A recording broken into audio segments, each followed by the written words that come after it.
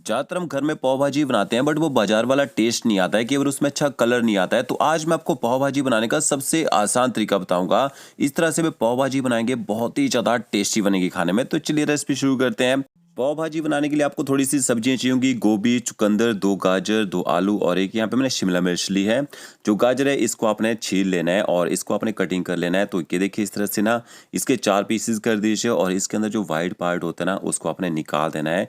ये ना कलर को ख़राब करता है जब ये पक जाता है और इससे अच्छा टेस्ट भी नहीं आता है।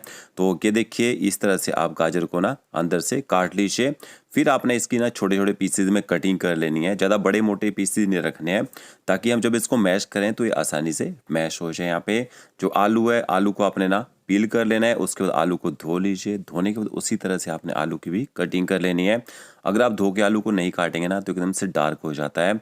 शिमला मिर्च को आप देखिए मोटा मोटा काट लीजिए इस तरह से। और चुकंदर को भी आपने इसी तरह से काट लेना है। चुकंदर से ना भाजी में एक अच्छा कलर आता है। देखिए सारी सब्जियां कटिंग कर ली हैं और आधा कप मैंने यहाँ पे हरे मटर लिए हैं। मैं यहाँ पे फ्रोज़न मटर का यूज़ कर रहा हूँ। और यहाँ पे मैंने ना 10 से 12 कश्मीरी मिर्च ली है। कश्मीरी मिर्च तीखी नहीं होती है, कलर बहुत ही बेहतरीन आता है भाजी में। तो मिर्च के अंदर जो बीज होते हैं इनको आपने निकाल देना है। अगर आपके पास कश्मीरी मिर्च ना हो तो आप कश्मीरी मिर्च पाउडर का यूज़ भी कर सकते हैं, ठीक है। तो क्या देखिए इस तरह से मैश करके ना बीज को निकाल दीजिए और मिर्चों को आपने गर्म पानी में भिगो के रखना है 15 मिनट तक। मसाला बनाने के लिए आपने 2 प्याज और 4 टमाटर का यूज़ करना है। टमाटर थोड़ा सा ज़्यादा यूज़ कीजिएगा, इससे भी अच्छा कलर आता है और अच्छा टेस्ट भी आता है। तो ये देखिए जो प्याज है इसको आपने फाइन चॉप कर लेना है। जितना बारीक आप काट सकते हैं उतना बारीक काट लीजिए। और जो टमाटरों की आइज़ है उसको आपने हटा देना है और इनको भी आपने बारीक काट लेना है। अगर आपके पास टाइम कम हो तो टमाटरों को आप पीस के भी डाल सकते हैं। तो इस तरह से देखिए टमाटरों को भी काट लेना है।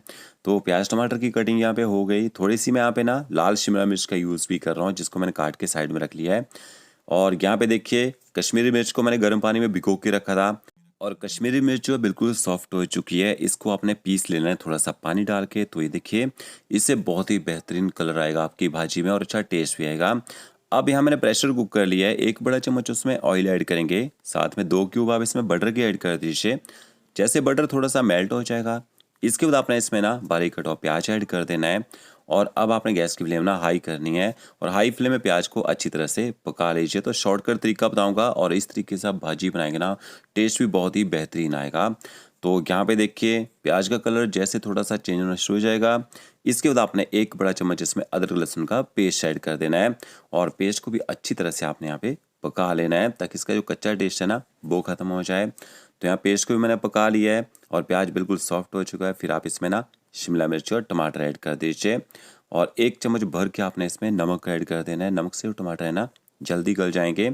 और टमाटरों की क्वांटिटी थोड़ी सी ज़्यादा है यहाँ पे। तो टमाटरों को आप हाई फ्लेम में पकाइए, तब तक पकाना है जब तक इनका जो मॉइस्चर है वो थोड़ा सा कम होना शुरू ना हो जाए। तो देखिए टमाटर यहाँ पे सॉफ्ट हो चुके हैं। आधा चम्मच आप इसमें कश्मीरी मिर्च पाउडर ऐड कीजिए। थोड़ा सा हल्दी पाउडर आपने इसमें ऐड करना है और 1 चम्मच आपने इसमें पाव भाजी मसाला ऐड कर देना है। किसी भी अच्छी कंपनी का पाव भाजी मसाला आप यूज़ कर सकते हैं भाजी को बनाने के लिए। तो क्या देखिए मसालों को भी यहाँ पे मैंने पका लिया है। फिर आपने इसमें ना हरे मटर ऐड कर देने हैं और इसके साथ में जो आपने सब्जियाँ काट के रखी होंगी ना वो भी साथ में ही डाल देनी है। तो इन सब्जियों को आपने ना सॉफ्ट करना होता है। तो कुकर में सब्जियाँ जो है जल्दी गल जाती हैं। तो अब आपने सब्जियों को भी ना अच्छी तरह से मिक्स कर लेना है और कम से कम 2 से 3 मिनट तक सब्जियों को ना थोड़ी देर भून लीजिए ताकि सब्जियों में जो कच्चा टेस्ट होता है ना वो ख़त्म हो जाए। तो थोड़ी देर यहाँ पे मैंने सब्जियों की भुनाई कर ली है। अब इसके बाद आपने इसमें पानी ऐड करना है। तो 1 कप देखिए मैंने इसमें पानी का ऐड कर दिया है। अच्छी तरह से पानी के साथ सब्जियों को मिक्स कर लीजिए। अब पानी का यूज़ भी आपने ज़्यादा नहीं करना है क्योंकि सब्जी में मॉइस्चर छोड़ेंगी। तो देखिए आधा कप मैंने पानी का और ऐड कर दिया। तो सिर्फ 1.5 कप ही आपने पानी का यूज़ करना है यहाँ पे। ज़्यादा पानी डाल देंगे तो सब्जियाँ बॉयल तो हो जाएंगी बट जब आप इनको मैश करेंगे तो फिर वो मैश नहीं हो पाती हैं। कुकर को ऊपर से कवर कर दीजिए। 4 से 5 विसल लगवानी है। सिर्फ 10 से 12 मिनट में आपकी सब्जियां जो अच्छे से सॉफ्ट हो जाएंगी। तो यहाँ पे देखिए मैंने 5 विसल लगवा दी है। गैस की फ्लेम आपने बंद कर देनी है और इसका जब स्टीम खत्म हो जाएगी उसके बाद आपने प्रेशर कुकर का ढक्कन खोल देना है। तो यहाँ पे देखिए सब्जियां अच्छी तरह से सॉफ्ट हो चुकी हैं, गल चुकी हैं। अब आपने ना इनको मैश करना है। ये देखिए इस तरह से आप इनको ना मैश कर लीजिए। अगर आपको लगता है कि सब्जियों में पानी ज़्यादा हो गया है तो आप थोड़ा सा पानी ऊपर से निकाल लीजिए और इस तरह से एकदम स्मूथ आपने इसका पेस्ट बना देना है मैश करके, ठीक है। अब इसके बाद आपने ना एक पैन लेना है या कोई भी एक कढ़ाई ले लीजिए। थोड़ा सा उसमें ऑयल ऐड करना है, साथ में आपने इसमें ना बटर ऐड करना है। बटर से भाजी में अच्छा टेस्ट आता है तो इसमें बटर का यूज़ थोड़ा सा ज़्यादा किया जाता है।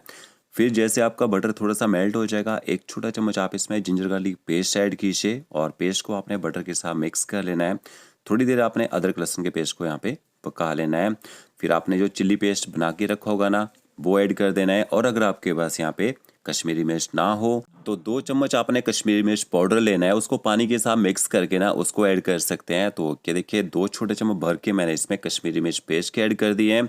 और इसके बाद आपने ना पेस्ट को अच्छी तरह से मिक्स कर लेना है और अच्छी तरह से पेस्ट को पका लीजिए ताकि इसका जो कच्चा टेस्ट होता है ना वो ख़त्म हो जाए।